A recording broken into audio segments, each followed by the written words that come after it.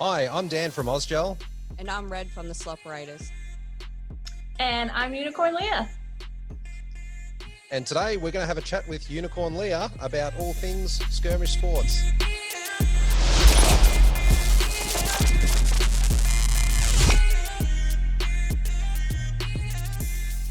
So Leah, firstly, thank you so much for joining us and giving Australia a little bit of your time.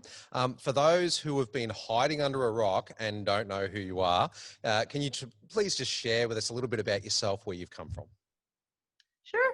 My name is Leah, obviously. I live in Southern California and I am an airsofter, like so many people out there interested in shooting sports. I'm also married to Jet Desert Fox, who was on this show a couple weeks ago. I have been playing airsoft for about 7 or 8 years now, I believe. And I actually got into airsoft by working for an airsoft company. I'd never heard of it before then. And then I liked it so much that I didn't want to have to work for anyone else. I just wanted to play airsoft all the time. And I eventually was able to do that. A score. Well, what a way to end up then. That's Fantastic. That's what we're all aiming for. Yeah, everyone wants to do that here. Have you faced any particular challenges being a female within a skirmish sport? So I think there is a give and a take for both things. I know that a lot of people think that girls have it easier because people are much more willing to help them than they are maybe the average entry-level person coming into a skirmish sport. But the other problem is as in any other male-dominated industry, people might not know when their help or their attention is not wanted. And they will have a hard time identifying the signs of that. And then the other problem is there are honestly just some people who don't want to call hits from a girl. Like, I know that people say it doesn't happen, but it definitely does happen. I've seen it happen many times. And it's just, they just get mad because they think that there is no possible way that a girl could be better than them at this sport. Now, that is a very small group of people, but it is also a very loud group of people. So I think a lot of times, sometimes that is what gets noticed the most often. And hopefully, I've seen it change as I have progressed in this sport, and the longer I've been in this sport, the less negative attention I've seen around women. Now that, I mean, that's it still happens, I will say, but at least I'm not seeing as much negative attention, and I'm seeing more people who know how to properly conduct themselves around women, as opposed to maybe when 10 years ago or 20 years ago when airsoft first started and you never saw girls, it could be a little weird. Totally get what you mean. And I mean, same thing's happened to you recently, hasn't it? Yeah, I face the same problems every time. There's always dudes that don't want to call it, like you said, nah, I couldn't have been hit by a girl. She can't be better than me. Well, sorry, but I am. Yeah. Well, it's like, sometimes I want to be like, bro, do you know how often, like, I'm sure it's like this with you too. Like, do you know how often I play airsoft? Like, you're mad about this, but you probably play airsoft, like, or you probably play a skirmish sport, like what, once a month, once every 6 months, while, you know, other people are playing several times a week. Yeah, no, it is really annoying, but I've also had a few of the dudes in the team that think that females are the biggest threat, and they say because we're sneaky. We're unpredictable. They don't know whether we're going to go defensive, attack, or whether we're just going to appear because we're so light on our feet naturally. Super aggressive at times too. I can guarantee that. So Leah, tell us why it is Unicorn Leah. So I got the name not because I'm super into unicorns or anything like that. It's actually kind of a funny story. I got the name because when I first started playing airsoft, I think I've been playing about 1.5 years, and I had met Jet and drove down to Southern California. I used to live in Northern California, about 7 hours away from where I currently live now. And I'd driven down to meet up and play airsoft in Southern California because I'd never played in Southern California before. And we were playing big boy rules, which means there's no minimum engagement, which is what a lot of people like to play, but parks don't always allow. Anyway, we were playing that game, and 2 games in a row, I got double tapped in the forehead at like somewhat close range.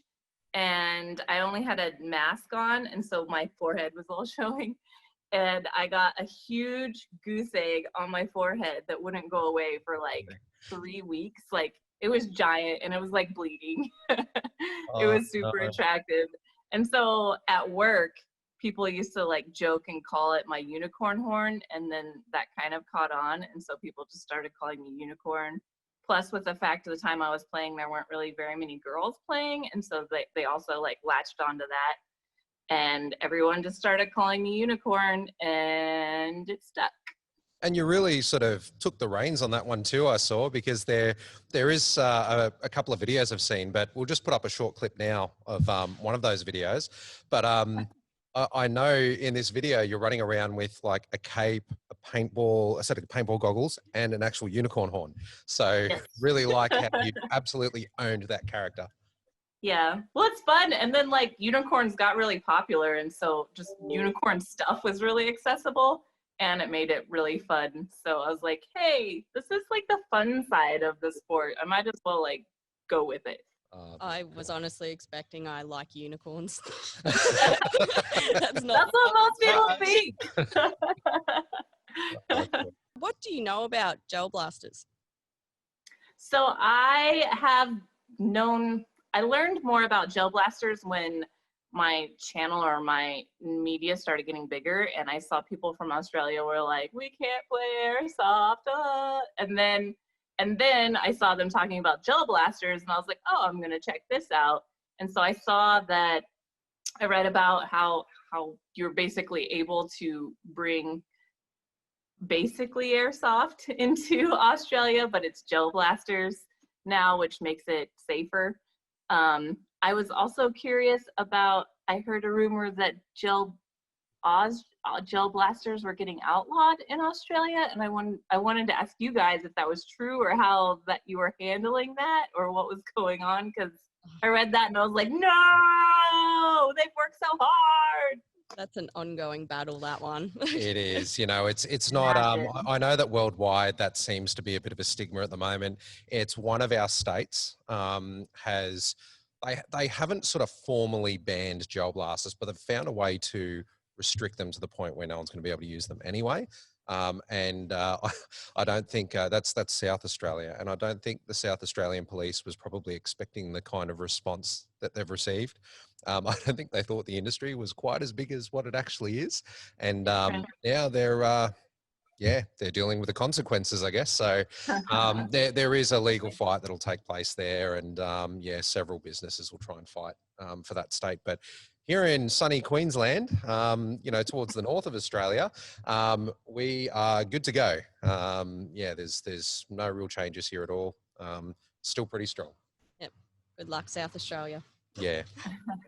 I'm sure that's what like America. It's such a big country that you have so many states or your states are like spread out enough and diverse enough that maybe not everyone in every state feels the same way politically or etc. Yeah. And so it just makes you a very diverse nation, which comes up with diverse laws. I think with everything that's been going on in South Australia at the moment, there's obviously a lot of anger surrounding what's happened. And, what I'm at least trying to do with the Ozgel brand is keep things positive and just keep concentrating on all the good things the sport can bring. And the slop raiders have been very much the same. So, trying to stay humble. Exactly, yeah. And, keep it real. And, we'll support the guys where we can, but we want to make sure that there's a lot of positivity surrounding our sport too. How have you been able to create such a successful YouTube channel? Well, I guess it depends on your definition of success. Having followers to start with. I would attribute one to just getting into airsoft and being one of the only girl airsofters that has a YouTube channel. I've been asking around to see how many other girls have YouTube channels that they upload regularly on, and it's not very many. So I think there's probably like maybe 15 that I know of worldwide that I know of that are like actively uploading or working on their channels. And so one, that's just going to be one thing. If there's not a lot of females, then it's easy to be, you know, #1 female when there's like 1,000 of us worldwide, you know. And it was getting into airsoft when YouTube was growing as well. Honestly, where my channel got its start was working for a company, and I saw that we didn't have any way to get any sort of like information out to our dealers, the people that we were selling to. And so I was like, how are we supposed to know all of this information and about every single new gun that comes in and be able to deliver it in a competent way? Like, they just want to see media. And so I realized that my company had 0 social media. So I just started making videos and making content for the products that we were getting in, and people started following them. And that's kind of where I got my initial boost into social media, or where it started coming from, because I was working in the industry. And so then I had a lot of more insider knowledge. And plus I had access to lots of guns, so I could do lots of reviews. And I just basically did overviews of, here's this product, we just got it, here's what it's like. And I was doing that just to sell the guns initially to stores. And then it kind of snowballed from there. And I was able to grow my channel a lot more and become independent, which I'm really thankful for. Well, congratulations. I mean, you've got an outstanding channel. You do have a huge following. I think that it's very, very humble of you, and it shows good character to think that, you know, you don't consider yourself successful, but I guarantee you're successful. We're looking at you. We enjoy your videos. We're under 200 followers, so. Yeah. So maybe a bit of a collaboration there on the side. Who knows? Yeah. I need to come to Australia. We can collaborate. That'd be great. Oh yeah, and there's people like me. Yes, exactly. You'll be hosted well over here, believe you me. Yeah. But look, speaking of friendships and collaborations, we did notice that you are pretty close with Kelly, aka Femme Fatale. How did that friendship start? It started like a lot of friendships nowadays was over social media. This was again probably 5 or 6 years ago, when there weren't a lot of girls in airsoft, and this was at a time that I was trying to grow my social medias. I saw that she had just started playing airsoft, and she was also trying to grow her social medias for specifically targeted towards getting more women. Yep. And that was the same thing I was doing. And for some reason in this hobby, when you are trying to be successful in it, there's a lot of people that want to act as, I guess, gatekeepers. And I was getting bullied a lot or getting harassed a lot online. And I had just gone through that, and I saw that the same thing was happening to her. And so I decided to like reach out to her and be like, hey, I see that you're dealing with a lot of the same things I'm dealing with. And then we just started talking and kind of went from there, grew our friendship from there. Since we've spoken about it, when are you going to come to Australia to play with me and my team? Tomorrow. Oh, we're going to hold you to that now. Tomorrow. Oh man, Jen and I have already talked about how we really want to come to Australia and how we really want to come play OzGel and how fun that would be. It's definitely something that is on our list, and it's definitely something we want to try to work with our sponsors to see how we can make that happen, because we're definitely really want to do it. Well, you might have an opportunity to play over in America soon, because as we promised Jet, we do have some gel blasters on the way to you guys. So yeah, looking forward to some of that content. He did speak about some stuff he'd like to do, and man, I'm pretty excited about it. So that's going to be cool. Good. I'm excited. Now we'll be able to shoot each other with them. Excellent. And get it on video and show us. Yeah. Yeah. I can't wait. Awesome. That's Interesting. exciting. I do it with my husband. Yeah. Come That's, home, that's how shoot it. you ended up getting into this in an even bigger way, isn't it? Yeah, he shot me first, so I went and bought one, and Yeah. it was game Yeah. on. Don't start, my- something you can't finish. That's my favorite thing to do when we get new guns. I'm like, Jet, can I shoot you with this? You just want to make sure it works. Yeah, you got to test fire. Scary stuff. All right, now let's talk about some Australian wildlife. Now, you may or may not have watched some of these other podcasts, so I'm not going to throw the drop bear at you. All right, that's been done and dusted already. Instead, I'm going to ask you, what do you know about the wildlife over here? Is there anything that you hear about in the US that makes Australia sound scary, or? Everybody knows that everything in Australia is trying to kill you. Actually, the thing that I'm most scared of is I watched some documentary, and I can't even remember what it is, but I know that I'm terrified of it, was some like little tiny fish or eel or something that could swim through nets and like bite you or sting you, and you would die within like hours if you didn't get help. And it was like, I don't even remember what it is. It was some like little fish eel thing. Was it like a tiny little octopus with bright blue wings on it or something? Or a kanji. But it could like swim through the nets that like they put nets up to keep your water safe for people to swim, I guess. I'm thinking. And it was something that could come through the nets. Or a kanji. I don't know how to actually pronounce it, but a tiny little jellyfish that's extremely deadly. Yeah. That's it. Oh gosh. It was yeah. a jellyfish. Well, Yeah, that's probably one of the biggest hot tips for the tourists coming here is stay out of the rock pools as well. That's where a lot of them end up. So okay. Yeah, I'm mostly scared of like the water death water fish, eels. death water fish. I love it. Yeah, like the Stop water it. seems to be the scariest place. All right. So we're going to the beach when you guys get over here. Excellent. I actually love the beach. I just don't like, I'm like this everywhere we go. I don't really venture out far because when I can't see like what's in the water, then I just get really scared. Oh, I do the same thing. I love the ocean and everything. I wanted to study marine biology, but if I can't see my feet, I'm out. Yeah, same. I will push my husband at anything that comes near me. He can. Yeah. Could be like a piece of seaweed that brushes across your leg or something. I think most of us get a bit of a jump fright. I've done that one, cropped the seaweed, and I've screamed like a 5-year-old girl, and I've been out of that water in like 0.2 of a second. Yeah, anytime I feel something moving, I'm like, nope. Yeah,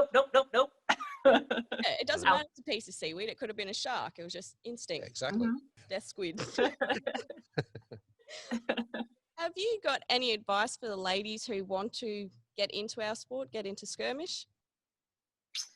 I would tell any ladies that are looking to get into it to talk to other ladies that are in it, because guys seem to have a lot of opinions about what girls should do, and they're usually not correct. And so I would just advise anyone to try to find another female, ask someone to refer them to another female, and that is probably going to be your best source of information, because they are going to know what it's like to be in the hobby. They're going to know the benefits and the pitfalls of being a woman. They're going to know what gear works better for women. They're going to know what guns work better for women. It's just ask another female, because I think that's your best way. And we're trying to create groups and make it more open and welcoming to other women. So I think work on that sisterhood, find another lady that you can connect with, and find out as much as you can about it. And then when you go into it, you have to go in with some sort of confidence. So go practice in your yard first. Practice, if you can, practice with your gear. If you can't practice in your yard, maybe just like wear your gear around your house and practice transitioning. Practice moving your mags around or changing your mags, because you're going to want to be able to do that so that way you're not clumsy on the field. Because as a female everyone is going to be staring at you and waiting for you to mess up. Either so they can help you or so they can make fun of you. I had that at double SA. I tripped over my own foot, went straight into that X, and it was a laughing thing for a while. Like, Yeah. still alive, you weren't. That's just my advice, because when I first played, people just gave me a bunch of gear and then were like, here, you'll figure it out. You'll know when it's dry firing. And like, I didn't know how to use a lot of it. And so then when I was on the field, I was really uncomfortable. And that was mainly just because I hadn't used any of the gear before and I didn't really know how it worked. I didn't know how my gun worked. There was so many things that I didn't know. And if you can go out onto the field feeling a little more confident, at least in your gear and what you're wearing and how to use all of your equipment, then your experience is just going to be like light years better. Yeah, I find males tend to have their weapons and everything are a lot heavier than I would personally like to carry. Yeah. Yeah, I've tried a few of the guys. I'm like, no, you can keep that. That's way too heavy. Me lifting that up and down, it's going to end in some very sore shots. Yeah. I mean, the more gear you wear, the more of a man you are, obviously. Yeah, exactly. Exactly. That's what I do as well. You gotta have I the compensate. All right. So we were actually having a conversation prior to starting this podcast where we're having a bit of a giggle about some of the rage quitters. So do you get those people who rage quit and complain when they get shot by you as a female? Yes. I've had a few instances. One that I never uploaded to YouTube. Maybe I will someday, but I didn't want the field to get a bad rap for it, for how their customers act. Because I mean, they don't always have control over, somebody losing their cool on the field. All they can do is like do damage control afterwards. So I had this one guy at a CQB field. I shot him a bunch of times and he just kept running at me, and he took his gun and he hit me with it and pushed me up against a wall. And I was like, what the and he just started screaming at me about how, I can't remember what he was yelling at me about, but it was something like super ridiculous that I talked to the ref about later, and the ref was like, yeah, that dude was totally in the wrong. Like, that was the weirdest thing that ever happened, was some dude like full speed running at me, taking his gun and like hitting me with it and pushing me into a wall. That was freaking wild. Yeah, wow. Jesus. That's just unacceptable in my book. Right? That's why I was like, crazy. Is this real life? Oh my God. I mean, yeah, I don't know where people come off doing that sort of stuff on a field to anyone. I've never had anything like that. Like, I've copped a few point blank ones in the spine as you're walking off, but Jesus. Yeah. Well, I mean, look, there's competitive people, there's angry people, but the second it becomes physical like that, I'll tell you what, they're rejected out of so many fields over this way. Yeah, the second that like you're so upset about losing in a fictional BB game or skirmish game or like anything, this is a game. Like, anytime that you are to the point where you are boiling mad, you just need to remove yourself from the field. I mean, we all get to those spots. Like, I've been to the point where I've just been so upset that I've been like, okay, I just need to take myself off the field because I'm not having any fun, and it's not going to be any fun for anybody else if I stay out here. So that's what I do. And I mean, it doesn't happen very often, but like, that's just what you need to do, because every once in a while, like, you'll get shot and it'll hurt, or you'll get mad at people because you feel like they're not calling their hits or whatever it may be. You just need to remove yourself from that situation, because blowing up doesn't do any good. Yeah, best thing you can possibly do. Yeah, I mumble a lot of swear words under my mask while I storm back to my spawn and just chill there for a second. Yeah. Or I like to also be like over sarcastically nice too, you know. If That I'm gets re- people though. That really oh, gets I'm you, especially, you know, so sorry. if you don't, or even if you're like, I'm so sorry, honey. The moment you add Yeah. honey or something to it, it's like a whole nother level of rage for males for some Oh, reason. yeah, That's how you stir the Yeah. pot, that's for sure. So, He's yeah. a big one with those ones. yeah.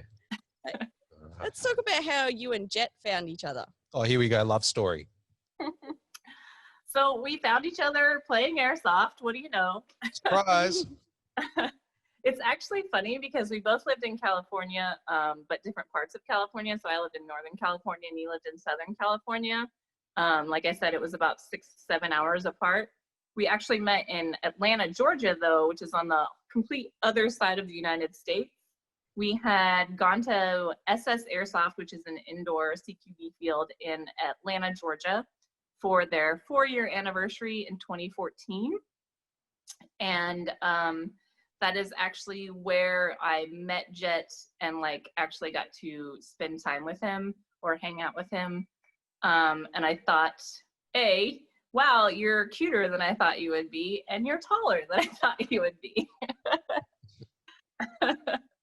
And I thought he was really funny. That's actually what first attracted me to Jet, was he was just really funny and witty all the time when we were playing. And so after that, we just kept talking to each other. He would drive up to Northern California to see me all the time, and we would always be like, oh, surprise, Jet's here and just visiting to play airsoft, because we didn't want anyone to know we were dating. Because the internet's always in your business, you know. We were like, if this doesn't work out, we don't want everybody to know, like, we don't want it to be a massive, terrible, nasty breakup or like people asking us personal questions. So we secretly dated. Actually, a lot of people didn't realize it. We would like wind up being at the same airsoft fields all the time, and people would be like, wow, that's crazy. And then after about 6 months of that, then we moved in together, and then we were like, hey, we're dating, surprise. Oh, well, it's obviously worked out well. So Yeah, it did. awesome. Phew. Yeah, you're basically a celebrity airsoft couple.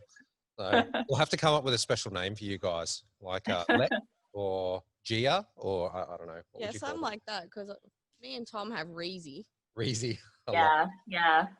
Yeah. We have, our friends call us Lethro. It's Lepro. like, yeah, they call Jet Jethro as a joke, and then they call us Lethro as a couple Nice. Okay, to Lepro. make it Lepro. sound like super redneck. Great. All right. Well, look, not going to take up too much more of your time there, Leah. Look, that's really all we have for you today, guys. It was fantastic having you here, Leah. I think there's a lot of ladies in the Australian Jailball community who will take a lot out of this, and I think everyone's just going to find this enjoyable. I mean, you've been an absolute delight to interview there. And look, let's give you a bit of a helping hand. Can you take us through how people can find you on social media? Yes. So I'm on 3 platforms. I'm on YouTube, Instagram, and Facebook. You can find me on YouTube by searching the Airsoft Unicorn or Unicorn Leah. My channel will pop right up. My Instagram is The Tactical Unicorn, all one word. And my Facebook is Unicorn Leah. Should be able to find me there. Cool. Thank you. If you want to follow any of the Slop Raiders or anything, you can find us all on Facebook if you search Slop Raiders. And if you want to follow us individually, you'll definitely find Slops or Slop Raider in the person's name. Or you can jump on Facebook and follow Slop Raiders there. All right, guys, that is all we've got for you this week. I'm Dan, and remember, you can find Ozgel on Facebook and YouTube under Ozgel. We're also on Instagram at OzgelAmmo and online www.ozgel.com.au. See you later.